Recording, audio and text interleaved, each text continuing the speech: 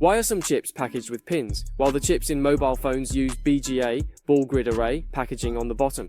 Let's first look at this chip. The so-called chip is actually just a very small part in the center. If you look closely at its structure, the chip is placed face up and its internal circuits are connected to the surrounding bumps. Then, wires are bonded one by one, creating crystal wires even thinner than a strand of hair, which connect to the pins. After that, the whole thing is sealed and protected with an outer casing. This type of packaging is also known as wire bonding packaging. As chips gain more functions, the number of pins around the edges also has to increase, which means the size of the casing inevitably has to become larger as well. If you wanted to make a chip at the level of a smartphone processor, just a single chip would probably end up being about as big as the Yao Lingxian device. Obviously, this kind of packaging is definitely not suitable. Let's take a look at how another type of packaging solves the size problem. When you open up the chip casing, the chip is placed face down, with its entire surface covered in bumps that are pressed tightly against a wiring substrate.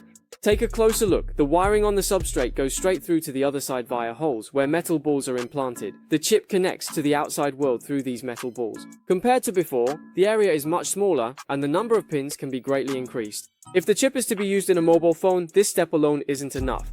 In addition to the main processor, a mobile phone chip also includes modules for storage, baseband, and various other functions. This means that multiple module chips need to communicate with each other and be integrated into a single package. The principle is to place all the chip modules face down, with many extremely tiny bumps, and then connect them to a system substrate. Using chemical methods, circuits are etched onto the system substrate, and these circuits are connected through vias. The circuit width is only 10 micrometers, about 1/10 the thickness of a human hair. Then, metal bumps are placed at the bottom to connect to the wiring substrate. The wiring substrate circuits are also connected through vias, and then a large number of metal balls are attached. This type of packaging is called 2.5D packaging. Currently, the leading edge chips and other chips all use this type of packaging. From the actual product, you can see that the metal balls on the back are very densely packed, and the spacing between the metal balls is also extremely narrow. When soldering the circuit board, if there is even a slight tilt, the metal balls can easily touch the pads. Therefore, the soldering process for mobile phone chips uses SMT placement machines, which rely on machines to identify the position of the pads and precisely mount the chips.